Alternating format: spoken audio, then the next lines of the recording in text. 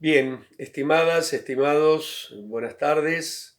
Los saludo hoy, sábado 21, desde mi casa, en San Andrés, provincia de Buenos Aires. Las actuales circunstancias nos obligan a vincularnos a través de esta vía.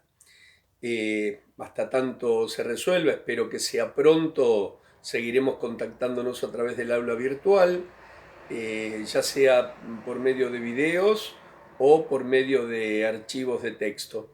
Además de los archivos de texto, como les dije, le vamos a enviar, los archivos sintetizan a los teóricos, les vamos a enviar ejercicios prácticos para que ustedes puedan implementar, bajar, digamos, del campo abstracto de la teoría al campo concreto que es la práctica.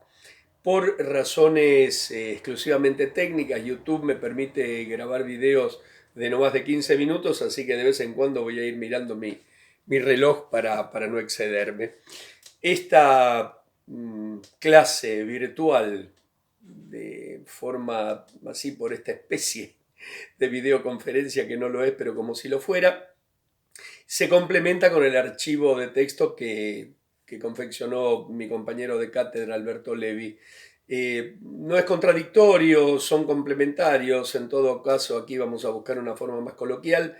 Está más profundamente desarrollado por Alberto y van a encontrar, digamos, el máximo desarrollo en la lectura de la bibliografía, ¿verdad? Así que bueno, vamos a meternos de lleno en el concepto convocante, que es el concepto de problema. En esto les quiero adelantar algo que lo van a ver en el archivo de texto, que debemos despegarlo de la connotación coloquial, la connotación de la charla cotidiana que tiene el término, el concepto, el vocablo, problema, que siempre lo asociamos a una situación preocupante, algo que nos produce angustia, algo que nos puede llegar a producir eso, ¿no es cierto? Una incertidumbre angustiante, una cosa fea, es un problema, tengo un problema, dice uno cuando está un poquitito angustiado por algo. En este caso, en términos metodológicos, el problema lo que representa es lo que queremos conocer. Yo les diría que es el nudo de una investigación el problema, porque allí está expresado. El problema vendría a ser algo así como la culminación de un proceso que comienza con la elección del tema, cuando nosotros, digamos, por una inquietud nuestra, por una necesidad funcional, porque estamos trabajando en una estructura, porque nos dan la instrucción, la orden o la proposición desde la estructura en la cual estamos trabajando de investigar un tema determinado, a partir de ese momento comienza a tomar una forma más concreta. Se traduce el principio en una idea que todavía contiene cierta vaguedad hasta que formalmente se lo define a esa idea, enlazada con el tema, se lo define como el problema. Aquí hay un proceso técnico que va a caracterizar el problema. El problema, por decirlo de una forma pura técnicamente, eh, representa una relación entre aspectos de la realidad. Estos aspectos de la realidad se los denomina variables. Son algunos fenómenos que nosotros los encontramos, podemos llegar a encontrarlos vinculados o no vinculados. Ese puede ser el desenlace del trabajo de investigación, demostrar que existe una relación, que existe un vínculo o que no existe. Pongo un ejemplo. Un ejemplo vamos a tratar de que sea actual. La actual situación, valga la redundancia, de emergencia sanitaria condiciona a las formas de vincularnos académicamente. Vale decir, la idea cuál es, si existe esta emergencia, nos vinculamos de este modo, a través de una red virtual. De no existir esta emergencia sanitaria, nos vincularíamos de otra manera, de la forma presencial. Acá estamos vinculando dos aspectos de la realidad, donde uno es factor y el otro es consecuencia, que son en definitiva dos variables: la condición sanitaria y la forma de vincularnos desde el punto de vista académico. Para decir que allí tenemos una primera definición acerca del perfil del problema. Otra puede estar dado por la necesidad de formularlo como si fuese una pregunta. La pregunta es algo así como la traducción de nuestra duda, la traducción de nuestra necesidad por conocer por excelencia. Nosotros, cuando queremos saber algo, lo más elemental, lo más sencillo, ¿a qué hora vas a venir? Lo hacemos bajo la forma de pregunta. Le colocamos un simbolito con forma de ganchito con el punto arriba al principio y otro simbolito con forma de ganchito con el punto abajo al final. Y allí tenemos los dos interrogantes que están expresando nuestra pregunta. Lógicamente, uno puede utilizar el recurso de los signos de interrogación o no. Si yo simplemente expreso, me interesa saber dónde vive usted, estoy manifestando lo mismo sin ponerle los ganchitos, sin ponerle los signos de pregunta, ¿sí? Los interrogantes. Vale decir que lo que tiene que tener el problema es traducir claramente el desconocimiento y a su vez representar un interés por conocer lo que queremos, lo que nos proponemos.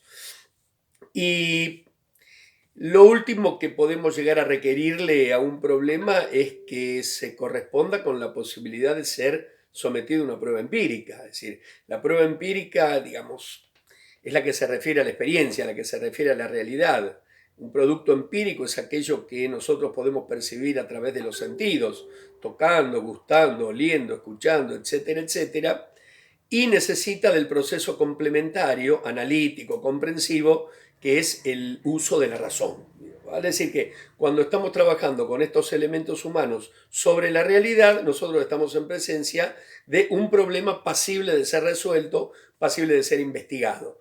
La dificultad, lógicamente, se plantea cuando nos proponemos aproximarnos a un plano filosófico, a un plano religioso, donde ciertas cuestiones, ciertas convicciones de basamento casi exclusivamente subjetivo, requieren no solamente del uso de la razón, sino además de las cuestiones de fe, como para darle credibilidad, como para poder demostrar o como para poder comprobar que ese conocimiento es realmente así, la existencia de un Dios, el poder mágico de un amuleto, etcétera, etcétera, etcétera. ¿Qué es lo que debe contener un problema para constituirse como tal? Básicamente tiene que tener los objetivos. Toda investigación tiene un objetivo. El objetivo lo que está representando es aquello que queremos obtener.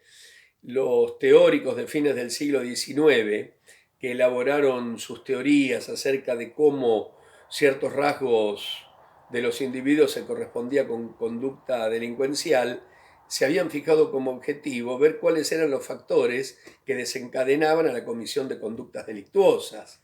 ¿Era el único objetivo? No, habían otros objetivos detrás, a partir del logro de la caracterización, de la identificación de estos factores, de estos aspectos, de estas variables que determinaban la conducta delincuencial, obrar en consecuencia con cuestiones preventivas.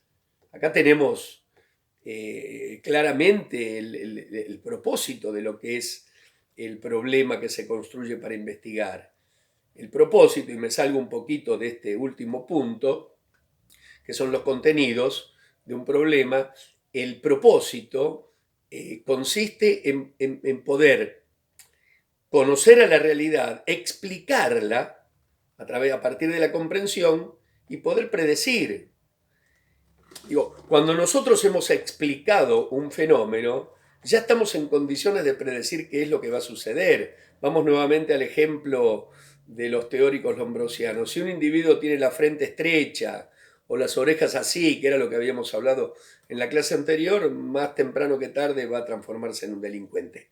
Es decir, nos hemos explicado la conducta y además vamos a predecir qué es lo que ocurre con el individuo que tiene estos rasgos. Espero haber sido claro. El problema de investigación contiene preguntas, además de la pregunta esencial, la representativa, que por ejemplo, nos desafía a saber si existe vínculo entre este factor y este otro. Habíamos puesto el ejemplo de la emergencia sanitaria y esta forma de dar las clases. Contiene otras preguntas que van a aparecer a veces explícitamente respondidas y otras no necesariamente. Por ejemplo, esta situación contiene implícita la pregunta de saber dónde se da esta emergencia. No tenemos hoy la misma situación que la que existe en otros países. Probablemente otros países tengan algún tipo de reglas más estrictas o tal vez menos estrictas que van a condicionar de modo diferente al vínculo entre estudiantes y profesores, por ejemplo. A ver cómo estoy con la hora. Bueno, creo que estoy bien. Vamos a hablar de la justificación. La justificación del estudio, y esto yo les había hablado el otro día tratando de ser claro en cuanto a las diferencias que existían entre los contextos. Recuerdan que habíamos hablado del contexto de justificación o validación con la justificación de una investigación. La justificación es el por qué y el para qué. Nosotros justificamos una investigación cuando estamos dando la respuesta a la necesidad de resolver el problema. Fíjense con el tema este actual de la emergencia sanitaria, que es convocante por lo actual, etcétera, etcétera. ¿Es el único problema que tenemos? No. Nosotros en nuestro país tenemos problemas de índole económico, tenemos problemas de seguridad, etcétera, etcétera, etcétera. Sin embargo, hoy, más allá de la legitimidad, de la pertinencia, de la necesidad de dar respuesta a todas las últimas cuestiones, hoy lo prioritario es el tema sanitario. Por ende, lo que estaría justificando meternos de lleno en este problema es la urgencia que requiere la solución.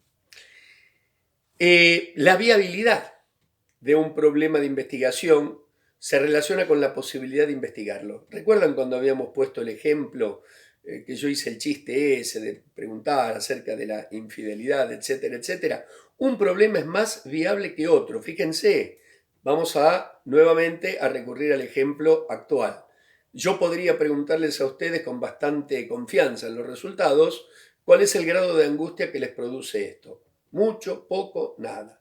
Y estoy seguro que obtendría una cuota de respuestas sinceras, verdaderas, una cuota bastante importante.